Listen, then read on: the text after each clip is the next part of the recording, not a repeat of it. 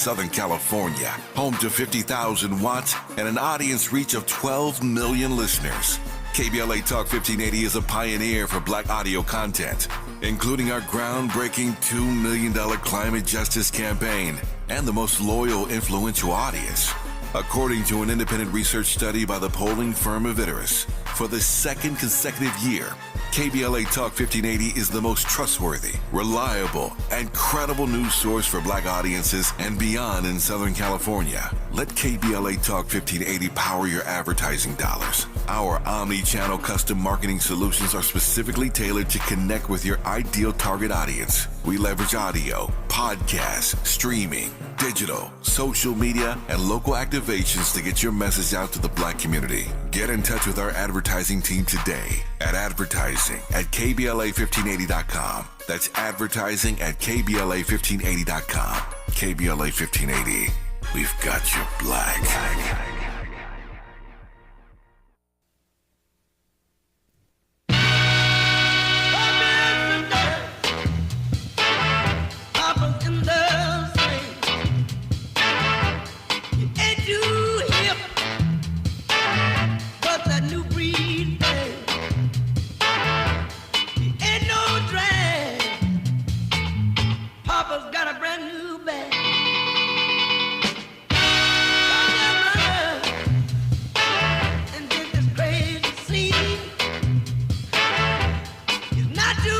KBLA Talk 1580, a brand new bag. Why not? So look, you know the deal. This is when we go national, international, and beyond. And you are invited to call me at 800-920-1580, 800-920-1580. I'm being joined in studio this morning by a journalist. He is known as the People's Minister of Information. He's been a print and broadcast journalist for the past 28 years based in the Bay, but also comes up here, down here to LA sometimes. In 2023, after a 23-year career, which ended up with him being editor-in-chief of the San Francisco Bayview newspaper, that's the biggest Black paper in the Bay Area, he has pivoted to concentrate on international coverage. What he says is a World War III for KPOO radio in San Francisco and Pacifico radio nationwide, and in limited syndication. He's also been a community organizer with Free Mumia movement, Hands Off Assata, and Cuba campaign. J.R. Valrey, welcome.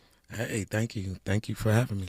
Yeah, so I think it was Dr. Gerald Horne who said, and he's said repeatedly, it was definitely Dr. Gerald Horne, who says that we as Black Americans do not weigh in enough on international politics, that we tend to be focused on what's going on in our communities and in Washington, and fail to recognize how these things are all interconnected and the way that issues on the worldwide stage do actually affect us here at home. I totally agree. Yeah. I totally agree. I mean, someone who travels internationally, I think is very important for especially Black people from the United States to have a worldview. And when you travel internationally, you see how important that is due to the fact that people from other countries are watching the world news a lot more than we are, and they can speak about what's going on in the world in a more articulate way than we can because they've been educated and politically educated as to what's going on with the current events. And a lot of times in the United States, we're not aware of what's going on with the intricacies of Ukraine or Israel, but those are the big ones. But what about Haiti? What about the Congo? What about the Sudan?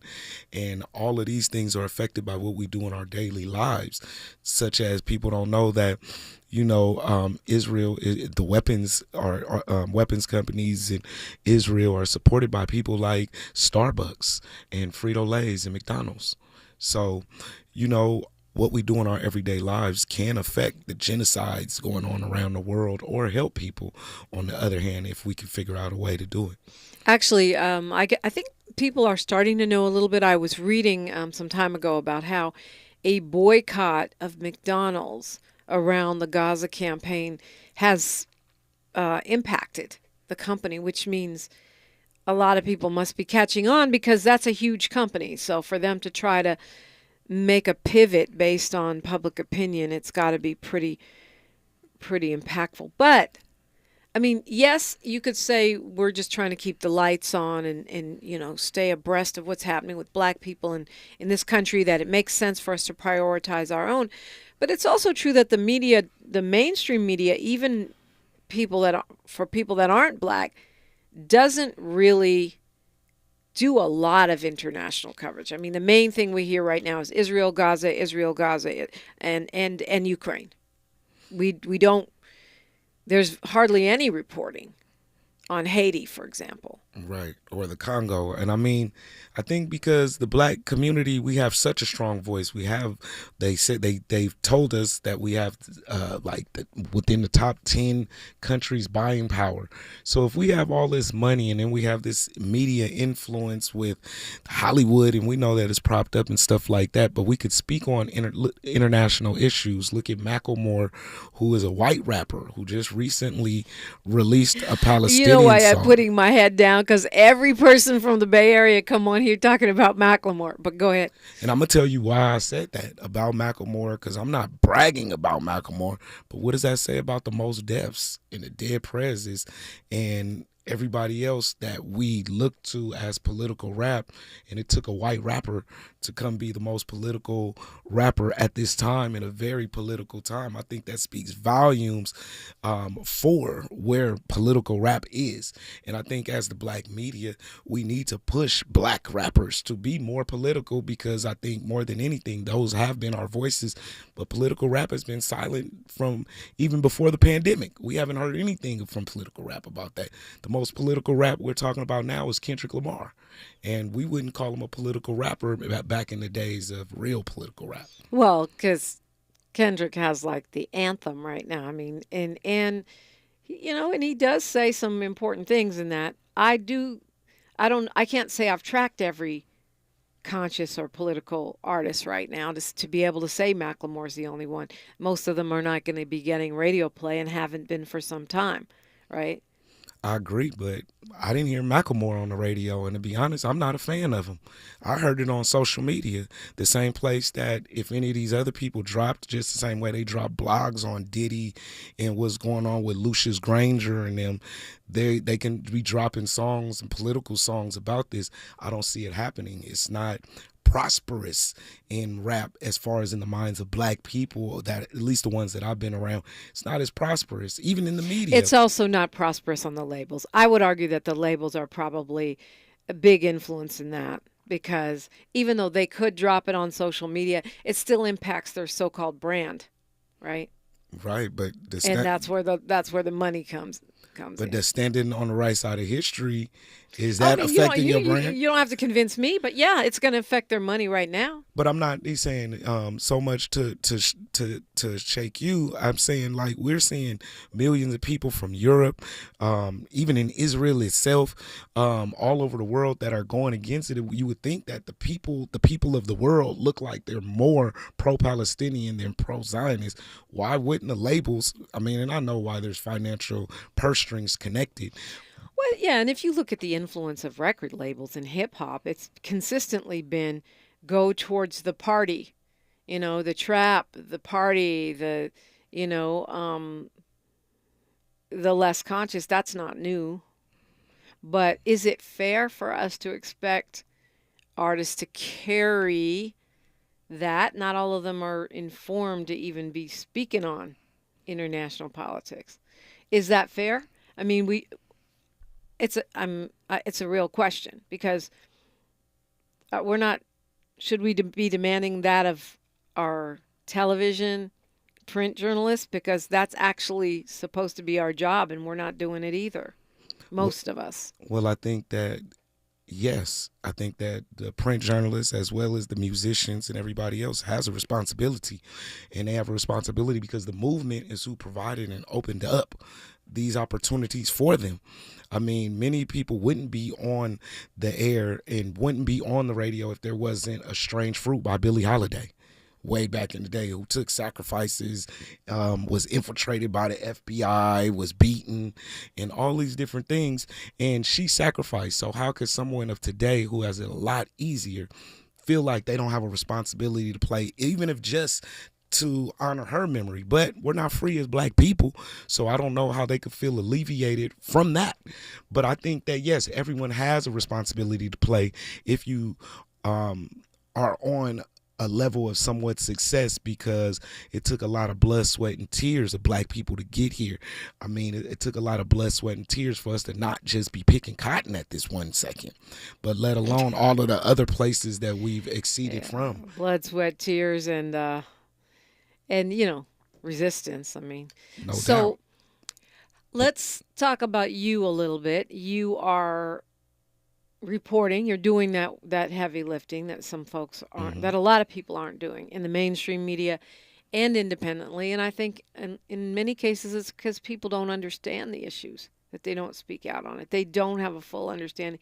In some cases it may be, oh, I'm worried about my brand, but I do think a lot of times people just don't get it. So how do you get yourself to the point where you're fluid and comfortable, talking about Haiti or Congo and people will put a little one-liner on their social media, but as far as really understanding in depth these international issues? I think, one, it's about learning the histories of these different countries that are involved in these international issues, and learning who are the different players that are involved specifically from those different countries, and knowing their histories and stuff like that, and then knowing how these interests come together and play a part on the world stage. I read. I'm a news buff. I'm a history buff. So I like looking into this kind of thing. I mean, I do it on a local level, but I've always been into the history of resistance, like you talked about a little bit ago. I've also been into, what has imperialism done in the world and where we are on a macro level or a micro level dealing with imperialism. And so I have a political mind, and I think it's very important that people develop their political perspectives, because a lot of times we see power in politics as being two parties, but politics goes far beyond just being a Republican or Democrat. It dictates what you eat. It dictates how you get to where you're going. It dictates where you live. It dictates what you're breathing. It dictates every aspect of your life. So I encourage people to get more involved, but I also think that there's a campaign to get us to talk about Drake and Kendrick Lamar more than what's going on in Haiti or Congo or Sudan or Gaza. Cause I want to pivot to that. I do want to talk about Haiti, and because you're here. But I would push back, because to me, Kendrick Lamar and Drake is not just about Kendrick Lamar and Drake. I agree. It's about show the West Coast some respect for a change. Okay. It's about who's colonizing and what does it mean to colonize within music. It's about a lot of other issues that are not distractions, that are conversations that need to be had. I would argue that that's necessary to a very cosmetic extent when you look at 200,000 people that are starving in say Gaza, and that's on TV. That doesn't count a collapsed government in Haiti. A collapsed government in Haiti that doesn't get covered. That doesn't count that in Congo there was a bomb that killed so many people, and then the next day they tried to overthrow the president on the same day. Yeah, let's go point by point, because when you go racing through all these things, but finish your point. Well, my point, I don't know if people catch it. You know what I'm saying? I want people to get a chance to really follow us. Well, I'm not trying to give them the whole truncated history of Haiti. I'm just throwing out reference points of what's been happening in the world news in the last week in some of the places like Haiti or in the Congo. Yeah, but I just want to spend a little time focus on each one. And we can agree to disagree on that. I don't think it's cosmetic. I think whether you respect the art and the culture is not cosmetic. I think that has to do with, maybe, we talk about the Black arts movement. And the way that our art is commodified and used is important. I don't think it's cosmetic. I think it moves the people. Well, wait. Can I say something to that? Yeah, of course. I agree when you talk about people like Gil Scott-Heron or your father Amiri Baraka, but when you talk about one-line rappers, like because Kendrick's songs are not dedicated to the struggle of people eating or genocides that they're facing or their countries collapsing. Even before that, Public Enemy wasn't even doing that. So to put that on, in my opinion, to put that on the same level like world current events and what rappers are saying against each other on a cultural level, I think that one becomes a priority over the other, especially when we talk about words like genocide or the collapse of a nation. Okay. I got you. I don't want to go, because you and I can use up our whole hour arguing about this, and then we're going to end up doing what we're criticizing other people for doing, which is not talking. Okay. So when we come forward, I do want to talk a little bit about Haiti. I know we could do the whole hour. Their airport reopened yesterday after 3 months. That is being widely reported as due to gang violence. I want to get your take on that, where we are right this second when we come forward. J.R. Valrey, Dominique DiPrima, KBLA, Talk 1580. She's reclaiming her time on KBLA Talk 1580. More First Things First with Dominique DiPrima when we come forward.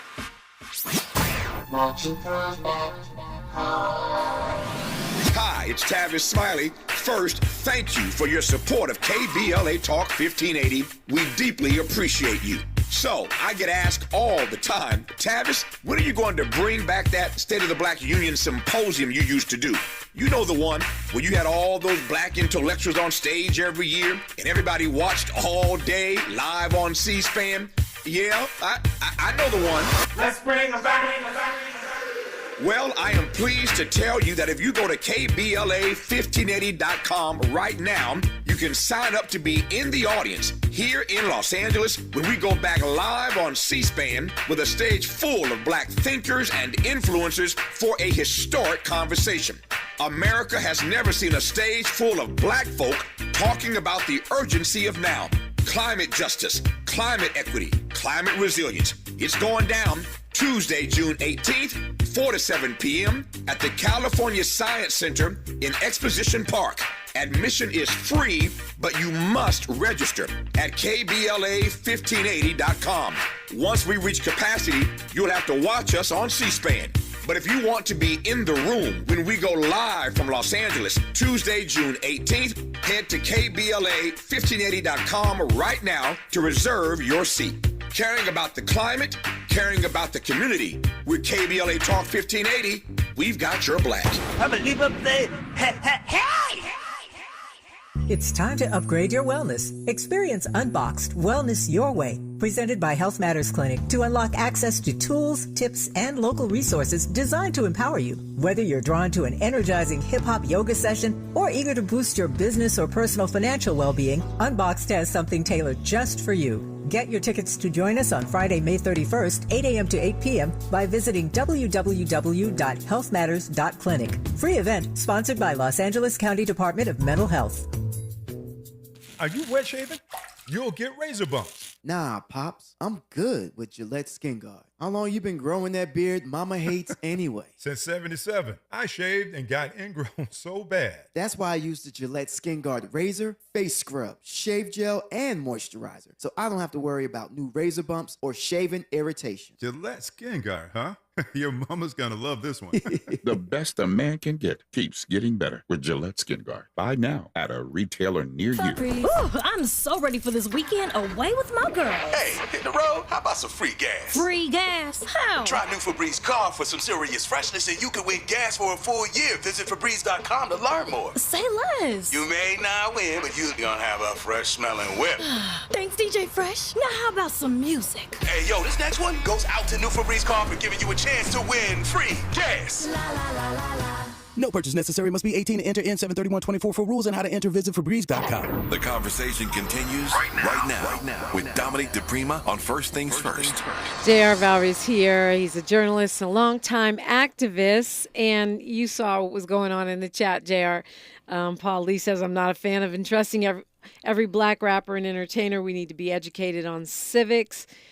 Ted Mitchell, just for the record, Mos Def, been pro-Palestine for over 10 years. Kwamel rappers have had it barked to them ad nauseum that if they don't focus on catchy turn-up anthems for the streets, they ain't cool and won't get paid. I don't know if you want to respond to those thoughts or if we should keep it pushing.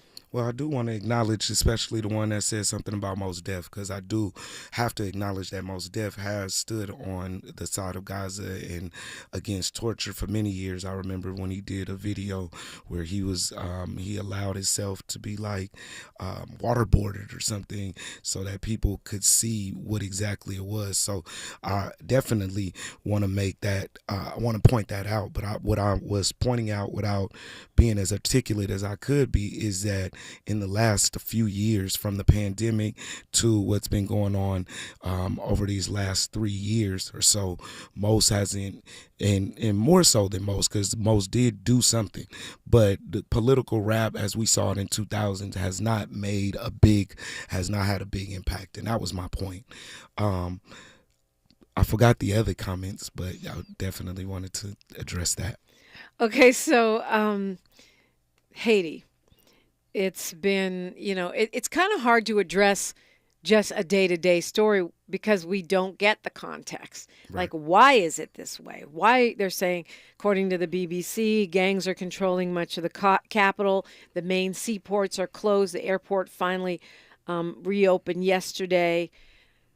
So what would you tell folks to understand where we are right now? I think more so than a lot of countries, you have to understand the history of Haiti to understand where Haiti is at. Who was Haiti? 1804, they had a revolution. The first time that black people that were enslaved went against their enslaver, who at that point was Napoleon, and they beat him. And Haiti so the French, the Canadians, the United States forced Haiti to pay for their independence, to not repetitively keep getting invaded, and for the Europeans to respect their independence. So after the 1804 revolution, Haiti was basically mandated on the world stage to pay billions in reparations to slave owners, which they didn't finish paying until like 1950. And it was like a ridiculous amount of time that they had to take, but it was like a ridiculous amount of money. And so Haiti has been basically, it was known as the jewel of the Antilles, which means it was the most prosperous of the French colonies. And so since then, the U.S. has taken up the French, and the Canadians have taken up the French's debt with Haiti, and basically has been forcing Haiti and stripping Haiti and robbing Haiti. So to bring it all the way up to today, back in 2003, Haiti had their first elected president that was elected by the people. His name was John Bertrand Aristide, who was a liberation theologist. And John Bertrand Aristide basically was overthrown twice by Clinton. The Clintons were very involved in the situation both times. And so since then, Haiti has suffered a number of different atrocities and tragedies, from the 2010 earthquake to recently, not too far, a few years ago, Jovenel Moïse, who was a president of Haiti, was just murdered. And so now Haiti is basically a collapsed state. The media is giving a lot of attention to this dude that they're calling Barbecue, but they're acting like Barbecue is a radical leader, and they keep saying that he's the leader of the gangs. But I've been to Haiti twice. I've covered the movement of Haiti since 2003. One of the things that they're leaving out is that Barbecue and his crew are ex-police officers. So they're not just a gang, because that gives the illusion that they're from the community and they're just this. Right, it'd be like if the executioners or the jump-off boys or the 3,000 boys took over L.A. Right. And then we said, oh, they're a gang. Yeah, but you're leaving out that they're a sheriff's gang. Like, right. Yeah, that was deep when I read that. And that was an amazing distillation of a lot of history in a little bit of time. But I think, when was it? Was 2021, I'm seeing here, that Moïse was killed. So you have a president assassinated in 2021. Of course, that's going to destabilize any country, right? Right. Even without all of the other stuff that you just ran down. And the United States was involved. There was Colombian mercenaries. The United States was involved.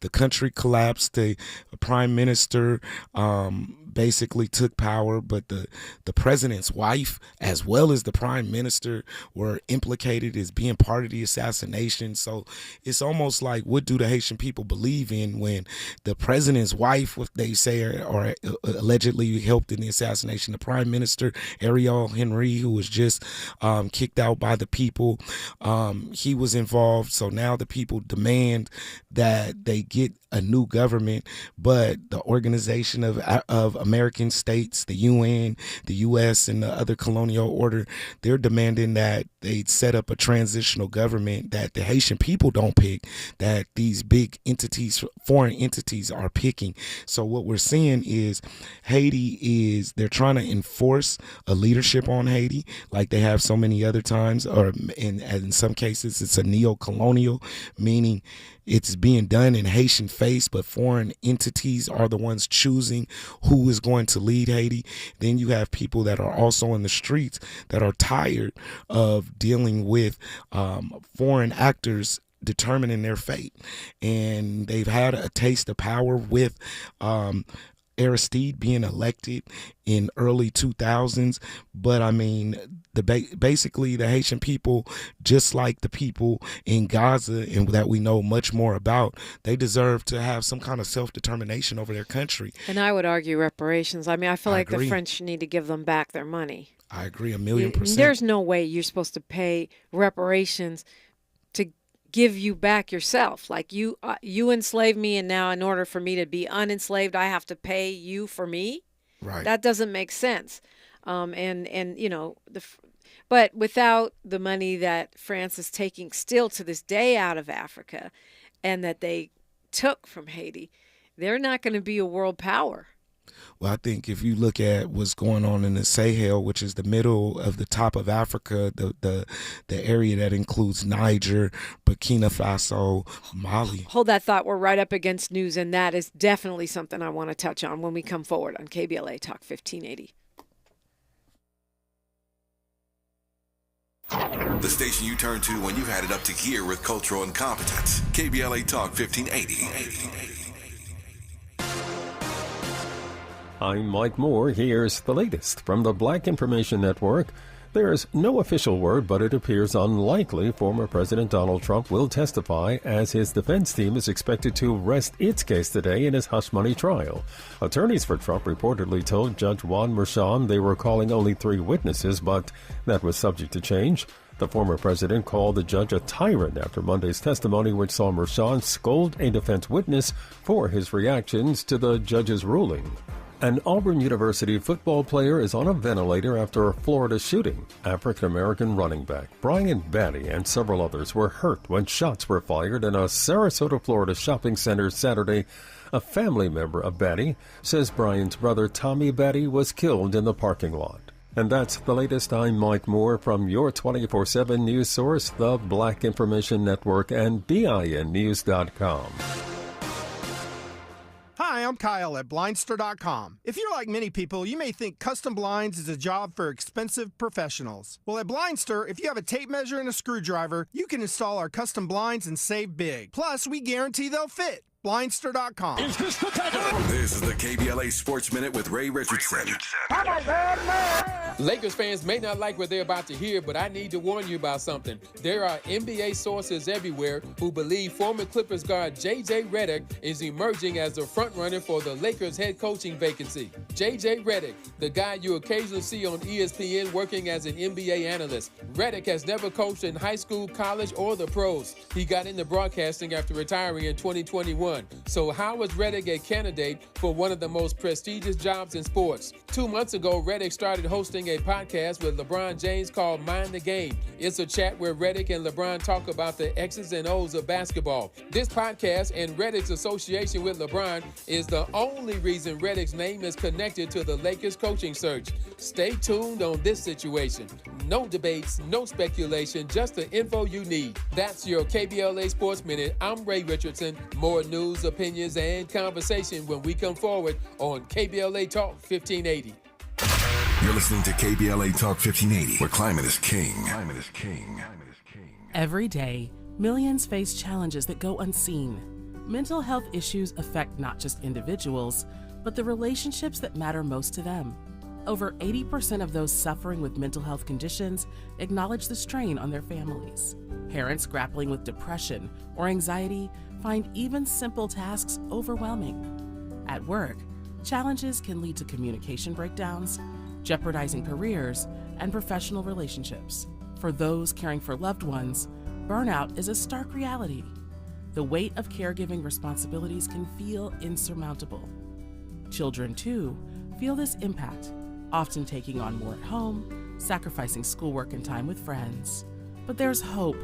Seeking support can change lives. This Mental Health Awareness Month, let's heal the relationships that matter most to us. It's okay to pray and get help.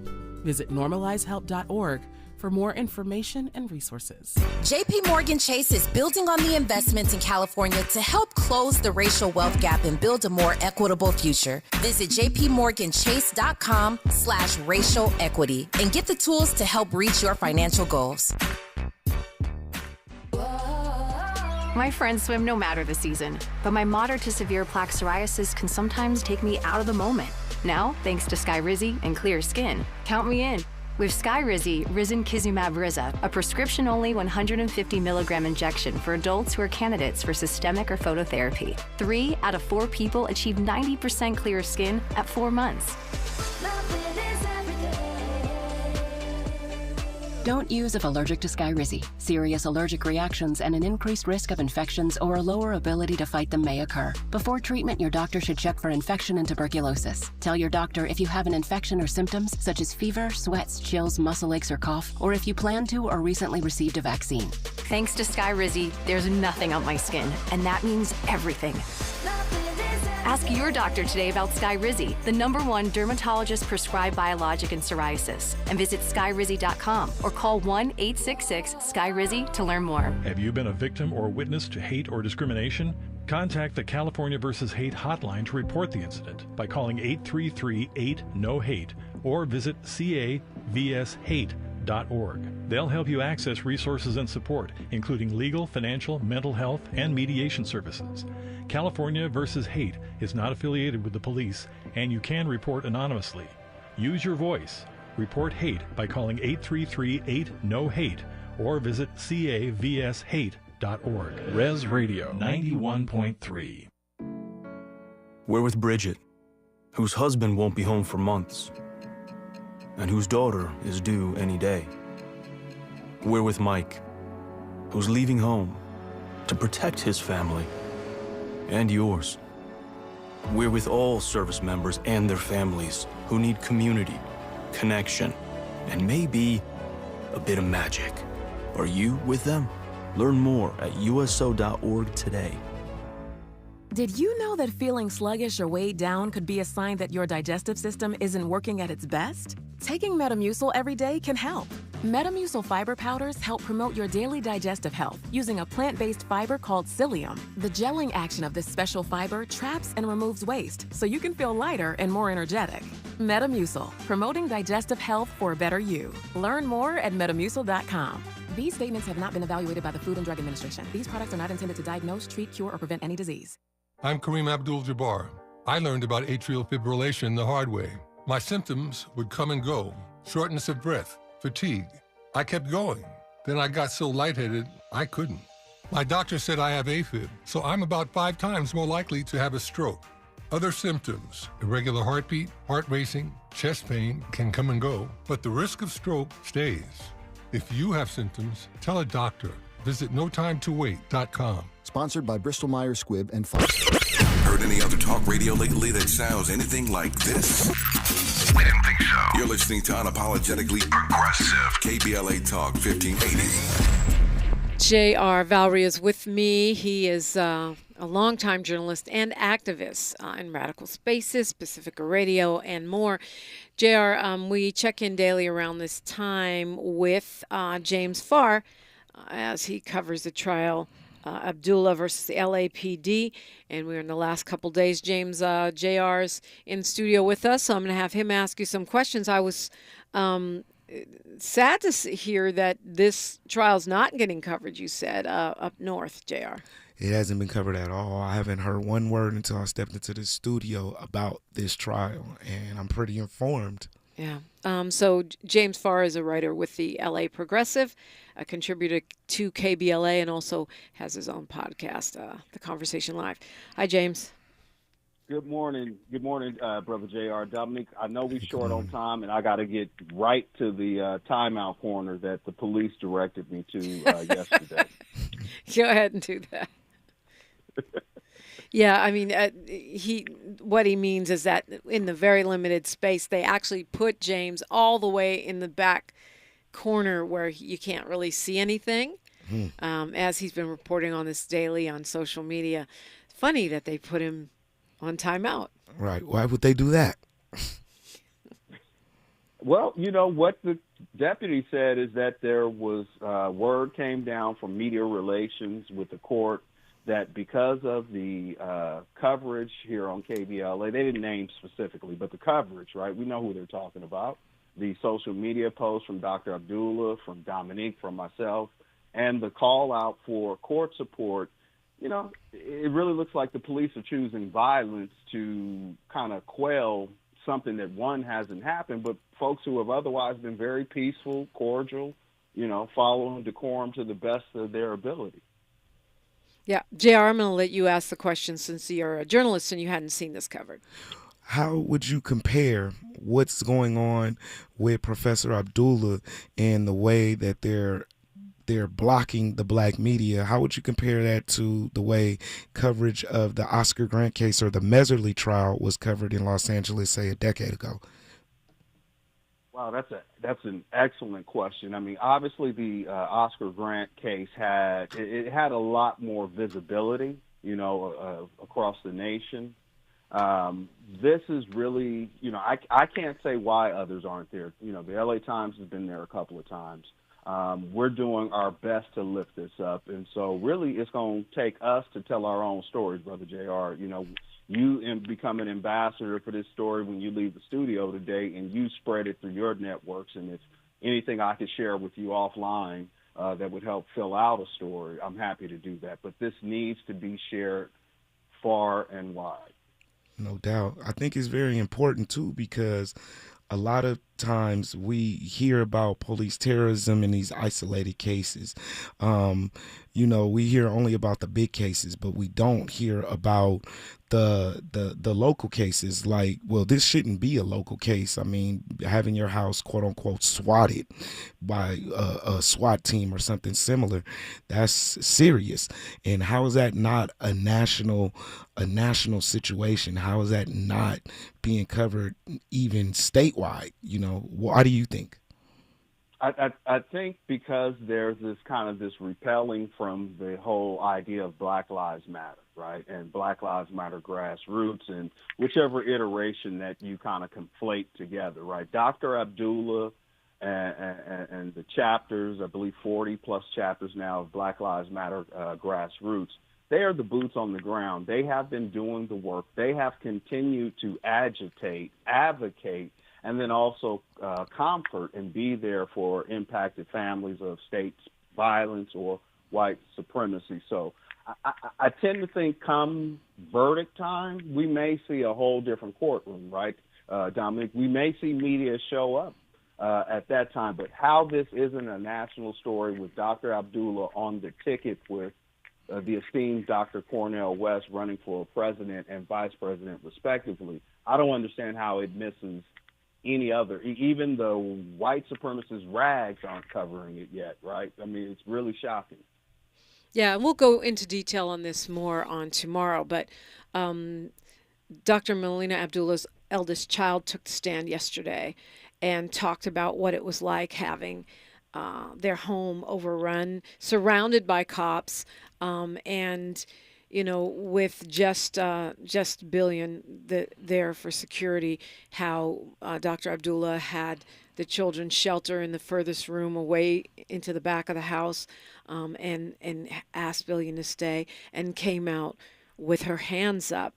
And it was just heartbreaking to me, although Tandiwe was very matter of fact, the way they spoke about what happened. They were not being dramatic at all. It's heart-wrenching because clearly this child, who was 16, I think at the time, thought that their mama was going to die, that their mom was going to be killed in front of them by police violence.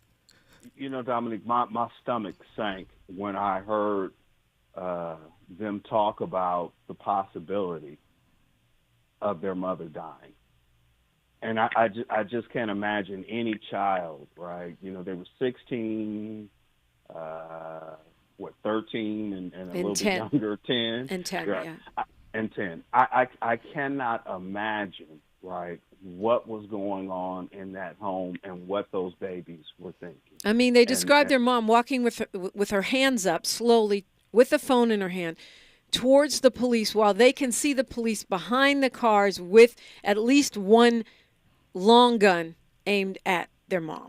I want to just add something to this. With Dr. Molina running for president or running for vice president, I feel like that should be jumped into this discussion, that just not just the police terrorism aspect of it, but the political intimidation aspect of it. On the same day yesterday, and I know we're going to get into it in the future, but the president of Congo had his house ran up on in very much the same way as Dr. Molina. And also what's happening with another president, Netanyahu in Israel, is being charged along with his defense minister with war crimes. Now, isn't it interesting that these three major presidential peoples in all these different countries are being attacked on the same day? And, of course, Israel is not on the same side as Dr. Molina and the people. But I'm saying I think this is very interesting. And I think that we should look at it on not just the local level, but on a political intimidation type of level. James? Oh, clearly it's intimidation. I mean, the last 5 days, there wasn't a bailiff, a deputy, any police other than the police that were on trial. And to walk into the courtroom yesterday, and there are, at one point up to a dozen officers, for them to actually pull out yellow crime scene tape, right, to rope off and seats and kind of isolate the two officers who have been sitting there and had been unmolested the entire time. No one said anything to these officers, right? And now you have what appears to be a guard, right, a police armed with a weapon sitting between the gallery and the jurors. What message does that send, right? I mean, it was. I mean, one could argue it biases the jury by making it seem as if the activists in the gallery are dangerous, right, and that the jury needs to be protected from them, even though law enforcement is the one on trial, not Dr. Abdullah. She's the plaintiff. Right. She's the plaintiff. They're victims in this instance, yeah. And we've heard, the jury has asked, why didn't you apologize? Couldn't you be more empathetic? But I think the tenor of it changes, and the Judge Rupert Birdsong's decision, it seems to be leaning more empathetically to the police. I mean, he has made a career. It's a black judge, by the way. A career in some respects defending police officers for misconduct, and so this one, it changes every day, right? Well, James, we're going to leave it there because I'm up against the clock here, but we will catch up with everything we missed, and I know it's a lot because I was there yesterday, on tomorrow when we continue the conversation. Absolutely. Thank you, Brother JR. Thank you, Dominique. James, for our live for updates. I'll be posting throughout the day. He sure will. James doesn't miss a post, kind of like you, JR. You're always posting. Yeah. How can we find you while we're on that topic? You can find me at J.R. Valrey, JRVALREY. That's more of my personal page on Instagram, but also you can find me at Block Report Official, and that's more of my coverage page. And Dominique DiPrima is actually on there, so she's on there. What? How'd I get on there? J.R. Valrey is with me, and of course, James Farr. You can find him at The Conversation Live. Look for me at Diprima Radio or KBLA 1580. I do want to talk about Congo when we come forward, because that coup attempt is what, yesterday? Was it yesterday Yes. or the day before? Wow, a lot going on. KBLA Talk 1580. More of First Things First with Dominique DiPrima when we come forward. I'm getting vaccinated with Prevnar 20, a Pfizer vaccine. So am I, because I'm at risk for pneumococcal pneumonia. If you're 19 or older with chronic conditions like asthma, diabetes, COPD, or heart disease, or are 65 or older, you are at increased risk for pneumococcal pneumonia. Ask your doctor or pharmacist about Prevnar 20, pneumococcal 20-valent conjugate vaccine. It can help protect you against pneumococcal pneumonia in just one dose. Even if you've already been vaccinated with other pneumonia vaccines, Prevnar 20 may help provide added protection. Prevnar 20 is approved for adults to help prevent infections from 20 strains of the bacteria that cause pneumococcal pneumonia. Continued approval may depend on a supportive study. Don't get Prevnar 20 if you've had a severe allergic reaction to the vaccine or its ingredients. Adults with weakened immune systems may have a lower response to the vaccine. Side effects include pain and swelling at the injection site, fatigue, headache, muscle, and joint pain. For full prescribing information, please call 1-855-213-2138 or visit Prevnar20.com. Hi, I'm Henry Winkler. My eyes are very important to me. My eyes connect me with everything I love. I loved my late father-in-law dearly. He always lit up a room, but his vision dimmed with age. He had age-related macular degeneration, or AMD. And since partnering with Apellis, I've learned there's an advanced form of dry AMD called geographic atrophy, or GA. His struggle with vision loss made me want to help others know about GA's warning signs. For some, colors appear dull or washed out. For others, hazy or blurred vision make it hard to see details, like fine print on price tags. Many have trouble seeing in the dark, making driving at night difficult. GA gets worse over time and cannot be reversed. If you think you have GA, don't wait. Treatments are available. Ask a retina specialist about FDA-approved treatments for GA and go to GAWon'tWait.com. I feel occasional burning and stabbing in my hands as I age. I sometimes feel numbness and tingling in my feet as I get older. It's starting to get in the way of doing what I love. At Nervive, we hear you and we can help. Nervive's clinically studied dose of alpha-lipoic acid reduces occasional nerve discomfort in as little as 7 days with continued daily use. Now that I know, I'm taking control. Try Nervive Nerve Relief and say yes to healthy nerves. These statements have not been evaluated by the Food and Drug Administration. This product is not intended to diagnose, treat, cure, or prevent any disease. Sometimes I struggle to get to sleep. My body stopped for the day, but my mind is still running. So I take ZQuil. ZQuil, the world's #1 sleep aid brand, has a range of non-habit-forming products to fit you and your family's needs. Invest in a great night's sleep for the best you tomorrow. I'm awake and ready to take on anything.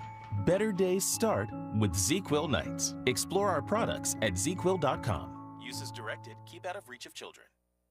Your ancestors' favorite radio station, and your favorite morning show host. Let's get back to Dominique DiPrima right now. Okay, I'm going to try my best not to get distracted. The chat is talking about the rapper Cameron. But look, I want to make sure while I have you here, J.R. Valrey, talk about what happened in the Congo this week, where we are getting news of an attempted coup, and it was widely reported that that at least one American was involved in that situation, one mercenary. Now ABC is walking that back, but I guess it says, this is from Al Jazeera on Sunday, dozens of men wearing military fatigues and armed with submachine guns and rifles attacked the residence of Vital Kamerhe, a federal legislator who was favored to become Speaker of the National Assembly. They also breached the palace, the president's official residence.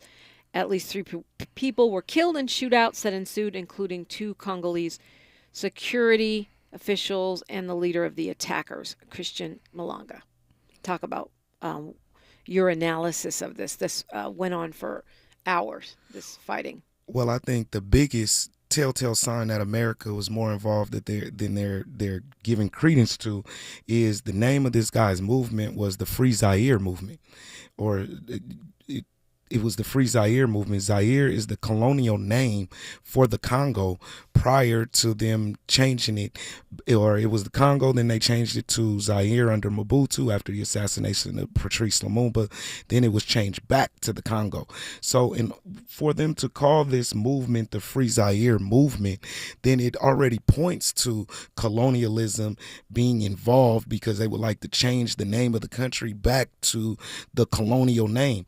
But for those that don't know what's going on in the Congo, is there's a resource, a land grab, because the Congo minerally is the richest country in the world. Most notably, it has coltan and cobalt, which are both necessary for weapons and as well as cell phones and electronics. Right. You know, so with us having this information age, these laptops, these electric vehicles, it makes it even more important for people, or I should say foreign interests, to have good rates in the Congo and get this stuff for good rates. They don't want to pay African people. They don't want to pay the Congolese the going rates. So they send the M23, who are much recognized as Rwanda and Uganda, to do the dirty work for the West so that it can be done in blackface. But we know that Microsoft and Facebook and all of these different entities are the real entities that are getting these minerals out of the Congo, which are necessary to keep this quote unquote information age that we have going. Well, they're saying Captain Christian Malanga Musamari was the leader, and he was a resident of the U.S. where his family secured political asylum when he was a child. He is listed as a wealthy businessman, politician, and one-time military captain. So right there, the U.S. ties become clear. He lives here. Right.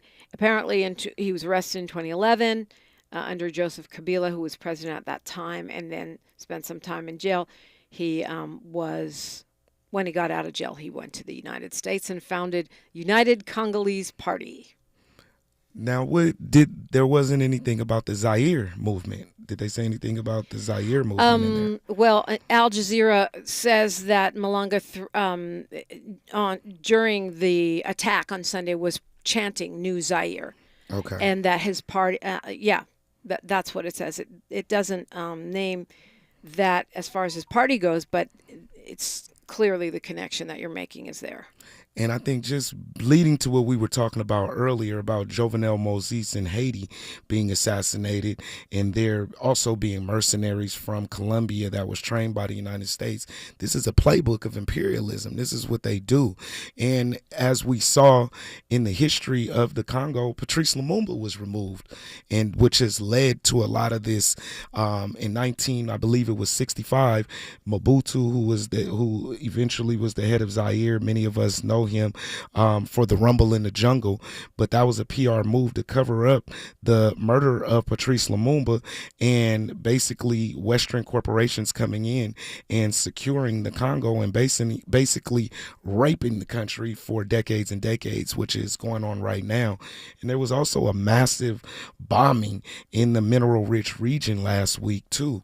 So I mean, it's very interesting. I did see that. Well, there could be a bombing, there could be a coup attempt, but this is not headline news in the United States. I mean, and also when you talk about Congo, there's a lot of slaughter of children, child labor. Right. Many of the same Rape. things we talk about going on in Gaza are actually happening and have been happening in the Congo. And to your point about the M23, that's the group that's been, so-called rebel group that's been fighting against the Congolese government there.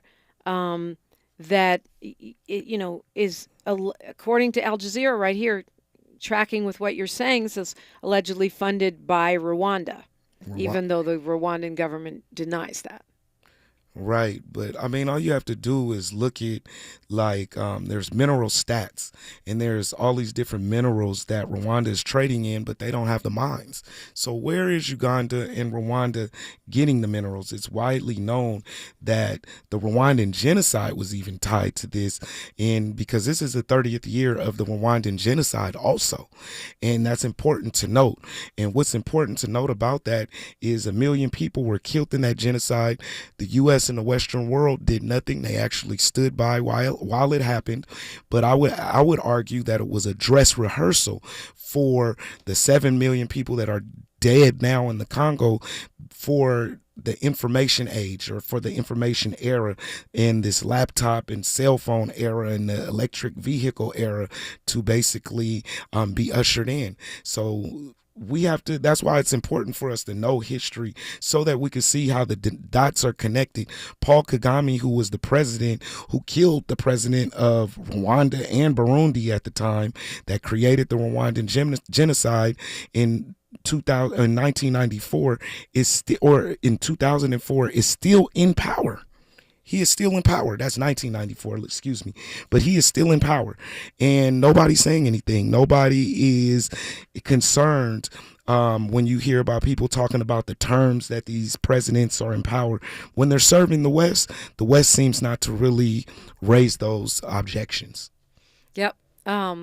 It also tracks with the pattern, if you follow, to me, one of the most tragic outcomes of our U.S. foreign policy is the murder of these leaders, or the complicity and the removal of leaders, that then what follows is the decline of that country. And we point to them and we say they have bad governance or they're poor. And I'm talking about Ghana, Kwame Nkrumah. I'm talking about, Chile, Salvador Allende. I'm talking about Patrice Lumumba, as you mentioned. And Congo has been war-torn for forever. Since I can remember. Right. I mean, why? What a coincidence. It happens to be mineral rich. Well, we won't get to everything. You'll have to come back and join us. We try to keep these conversations about international issues more front and center. I think Dr. Gerald Horn's call out was a point well taken. We've got a minute. What do you want to say? I want to definitely first off, I want to thank you for inviting me, and for KBLA for even entertaining the discussion, because I think it's necessary in a market as big as Los Angeles with the Black community. But I want to just urge people to educate themselves. Don't be ignorant, and don't just go off of what the headlines and ABC and CNN is saying. Dig deeper, the same way that we do for different cultural beefs. I'm not telling people don't look for that, but look with that same audacity and tenacity to see what's going on in the world, because that's affecting many lives, and what we're spending our money on, like the Starbucks or the McDonald's, could be funding our genocide. At JR Valrey, or at Black Report Official. Yes, ma'am. Thank you so much. Tariq Nasheed joins me next. KBLA Talk 1580. KBLA 1580 Santa Monica.